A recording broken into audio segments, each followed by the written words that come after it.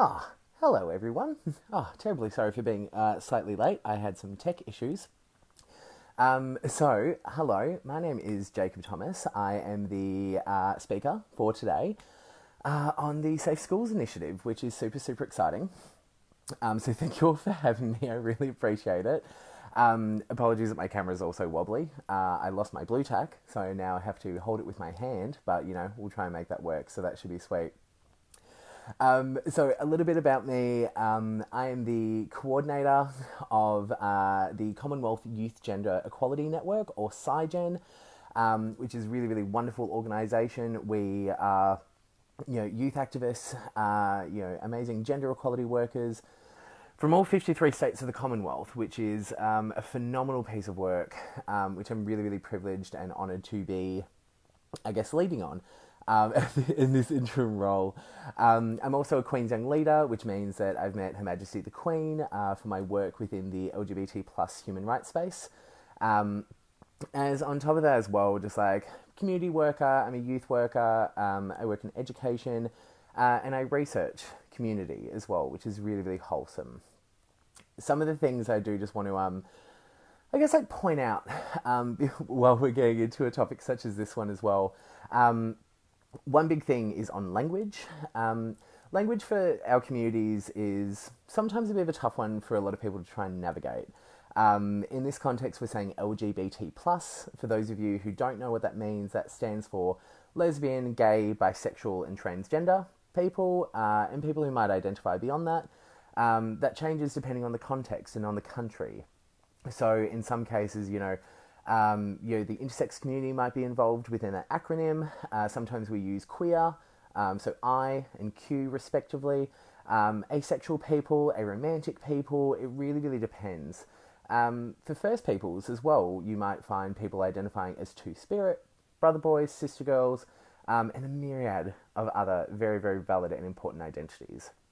A really important thing for me as an advocate and an activist, especially as you might not be able to tell I'm Australian, g'day, is knowing when to stay within your lane. So I'm just going to try and speak as clearly as possible today from my experience and what I know, and trying not to speak on anyone else's behalf. I think that's a really important thing for us to keep in mind here.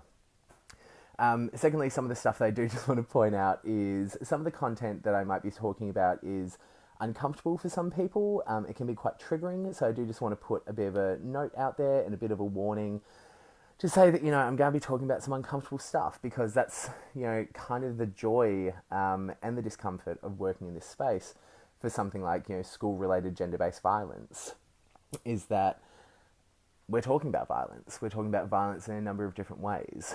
I'm going to talk about things such as, mental ill health. I'm going to talk about things like, suicidality, bullying, physical violence as well. And there might be some other things that come up too. So do just keep an eye out for that. I do apologise if that is uncomfortable for some of you. I do just want to make sure that we're clear on that one as well. For those who are just joining, I would just say again, hi, I'm Jacob, and I'm your speaker for today. You're all welcome. There we go. So for me, growing up, I grew up in a place called Shepparton. I'm not sure if any of you know where that is, but it's a country town. It's about 3 hours outside of Melbourne, depending how quickly you drive or take the train. Relatively small town, and I grew up there for the majority of my childhood. My school was about 1,000 kids, years 7 to 12. That's how our curriculum works here. I know it's not too dissimilar for a lot of you as well. For pretty much the entire time that I was in school, I was not out. I say out in that I did not personally identify with community. I didn't identify as LGBT or T. Secretly to myself, I did. I kind of knew that I wasn't straight from a very, very young age. But school for me was not a safe place for me to be out, for me to identify very, very openly and very comfortably. So I was what we call in the closet. I was very much, hiding a large part of myself away out of fear. A lot of the times you would hear people talking in the playground, talking in the classroom, using terms that are derogatory and offensive and harmful to community, words like faggot or words like poofta or anything like that, to just kind of cut someone down, whether that person identified with community or not, to say that they, weren't good enough, that they weren't worthy enough, that they weren't like manly enough, that they weren't, this enough, that enough, they just weren't enough. So for me, it was much safer to be in the closet than it was to be outside of that. And this is not something that's too dissimilar to a lot of people, a lot of young people who are within the education system that are in school. They don't feel safe a lot of the time. What we know from data and what we know from statistics is that a very, very large proportion, and this will change from country to country, study to study, region to region, but what we know overwhelmingly is that young people at school who identify with community do not feel safe for a variety of reasons. That could be anything because the culture makes them feel unsafe. That could be because of rigid gender norms. It could be because they don't see themselves within curriculum.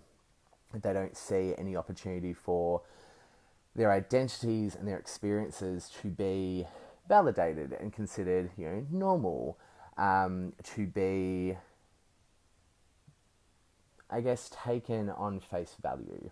I think that's a really common human element that we all share, is that all of us want to be seen as valid and worthy and equal beings. Going a little bit harder, a little bit deeper, is that a lot of young people face a great deal of harassment in school. And it's not just name calling, it's physical violence. I know for me, in primary school in particular, when I was 10, I was horrendously bullied. It was a really, really awful situation.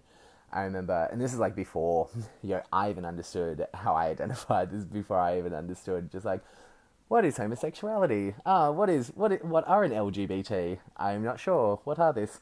Having people who basically, because I was like effeminate and I liked the arts and, I, danced and I sang and all these sorts of things, which you think about as an adult and that's just kind of ridiculous. But, I was like physically assaulted nearly every single day. I was spat on. I was kicked. And for me, my school at that time, unfortunately, did very little to intervene. To the point that I wanted to drop out, which you're not really technically legally allowed to do where I grew up, because those are the laws. You're not allowed to leave school at that particular age. But, it got to the point where my mental health took a massive, massive toll. It got to the point where consideration of not being here anymore was probably the best thing for me at that time in my mind. And I'm really, really glad that I didn't do that. I'm really glad that I'm still here. But that's really not uncommon, unfortunately, for a lot of community.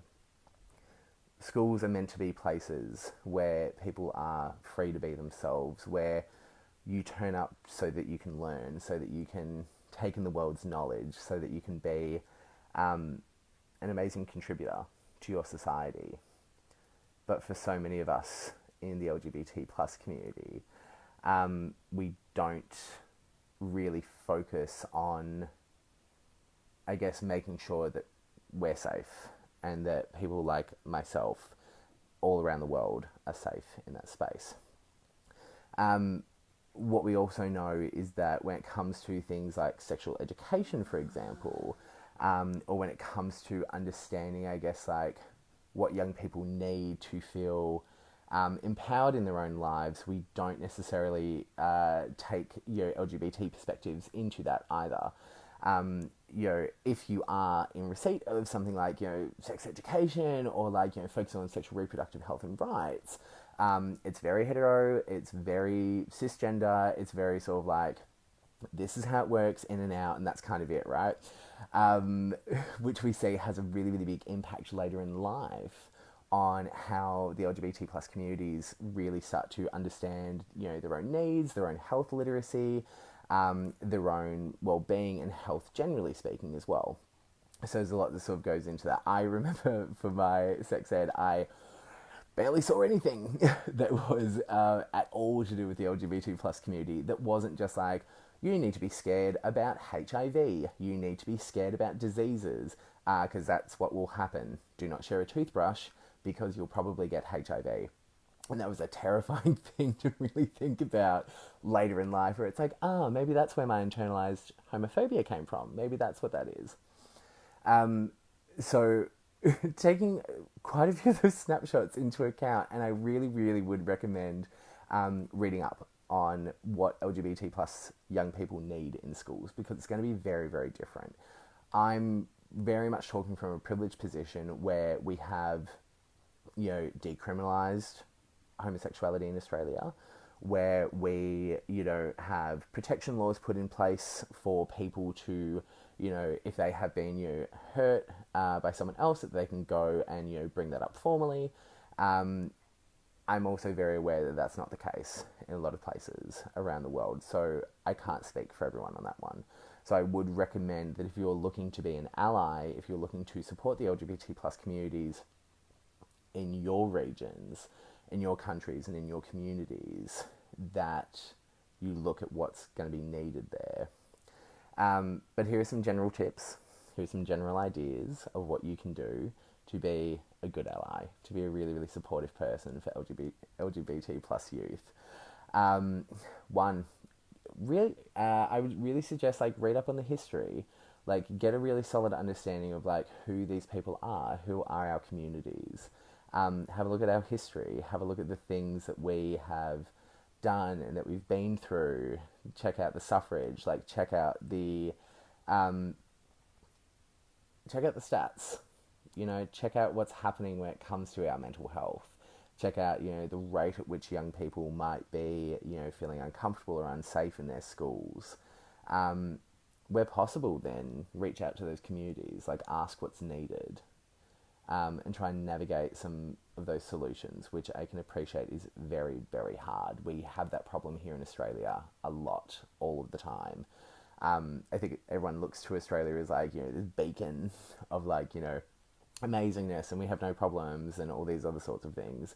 When it comes to matters LGBT plus equality, the unfortunate reality is that we don't, and that we're not, there yet either. We had a program called Safe Schools that existed in Australia for a good few years, and unfortunately that was defunded last year by our federal government under these weird accusations that were just completely inaccurate and incorrect. But that was a program that was there to support LGBT plus youth. These programs are necessary, which kind of leads me to my next point. If you have an opportunity to be able to establish something, say a GSA, which is what we refer to as a gay-straight alliance, or setting up, say, a queer club or, some sort of support network, if you're able to do that, that can be huge for LGBT plus youth. That can be a really, really big thing, because they know that they're safe. They know there is a support group of teachers, of fellow students, of peers, of friends, and in some cases what we call found family, people that we can rely on. LGBT plus youth have disproportionately high rates of experiencing and living homelessness, which often is a very, very hard thing to capture in data. We struggle with that here all the time in Australia. It's very, very hard to get a very, very accurate gauge, but we can sort of get there. And one of the things that sort of happens with that, I'm not sure if people are aware of this, is that young kids get kicked out of home because their families don't want them, because, it's against their values, it's against their ideologies, it's against whatever the case might be. And that's a really hard thing with coming out, is that sometimes what happens is that the love that we receive, which is what every person wants, everyone wants to be loved as who they are without condition, the love then becomes conditional. And so for a lot of us, we find our families. We find people who support us and who will love us unconditionally as we are. And that's what those support networks can be for a young person, is that young person knows that they can turn up to school. Yes, they're there to learn. Yes, they're there to gain wisdom. Yes, they're there to, like, do all the things that a school is meant to do. But they get to rock up and know that they're safe there, that they've got someone that they can rely on who just has their back. And I think that's really, really important. So if you can do that, we'd highly recommend doing that. Another really important thing is, like, support workers and support staff. Like, who are the people in the school who have a responsibility to young people? Young people absolutely have a responsibility to each other, and teachers do as well. You don't have to go too far or too many days around the world to see, unfortunately, some teachers, harassing and, telling LGBT plus youth that they don't belong in schools. There are situations in highly developed countries like Australia, like the United Kingdom, like the United States, where young people are getting kicked out of school. Or they're told that they need to leave. And that's particularly high for transgender students, for young people who don't identify with the gender that was designated or assigned to them at birth. And that's a horrible thing to think about, is that you might not be safe at home, you might not be safe at school, that the people who are there to nurture you and support you and look after you are not meeting you where you need to be. And that's a really, really hard thing to sort of think about. So, if there's an opportunity where you can start, say, like a support program or maybe a training for teachers, maybe for, anyone who works at that school, is there something where, you do a very, very particular special day of action? An internationally known one is IDAHOBIT, which is the International Day Against Homophobia, Biphobia, Intersexism and Transphobia. And that's on May 17th every single year. That's a day in which we celebrate the work and the survival of our communities all around the world, and also recognise that there are days that we still have to fight. It's a recognition that that was the day in 1990 that the World Health Organization removed homosexuality as a disorder, which, when you think about, like, I'm only 28, so I've only, like, just lived most of my life without there being, like, a criminal penalty globally, via World Health. It's not quite criminal, but still, there's a destigmatizing that comes into that. So if you can, just a day can let young people know that they're valid and that they're welcome and that they're safe in that school. Then there are going to be situations where, what do we do when a young person's really, really in trouble? What do we do with that? If a young person who is part of the LGBT plus communities is in a situation where they need support, who are the external parties? Like, what's the process that we support that young person through a really, really tough time? And that might not necessarily be the responsibility of the schools so much, but it is about making sure that we are looking after that young person, that they know that should something happen, that they can still return to school and know that they're safe, that they don't have to leave because of embarrassment, because of shame, because of homophobia or transphobia or biphobia. Because that's what schools should be. Schools should always be safe places for young people. We spend so much of our childhood in classrooms and in schools. We deserve to be protected and we deserve to be safe. And that's a large part of my work. Is I know how hard it is for young LGBT plus people to feel unsafe and to feel scared and to feel as though that they're never going to be good enough or safe enough within a classroom. I get that. That's my lived experience. It's a lived experience for hundreds of thousands of people all over the world. And everyone deserves their dignity. So I hope that that's a really, really quick snapshot of something that you can take away, and just to sort of give you a real scrape of the surface of what LGBT plus young people are dealing with every single day within schools all over the world, and some ideas of what you can take back with that. This is a phenomenal initiative, and I'm really, really happy for you and for the Girls Education Initiative getting me involved in this. It's a hard thing, and schools should always be safe for all of us, because homophobia, biphobia, transphobia it doesn't belong anywhere in the world. It doesn't belong on our streets, it doesn't belong in our homes, and it absolutely, unequivocally, non-negotiably does not belong in our schools. So thank you all so much. Keep in touch. If you have any questions, pop them below. Like this, love it. Give us a cheeky heart react if you want to. And keep following the campaign for the next little while. I'm sure there are going to be so many phenomenal speakers who are going to be able to speak a little bit better than me and also provide you with some other really, really phenomenal perspectives. So thank you all so much, and I hope you have a fabulous day.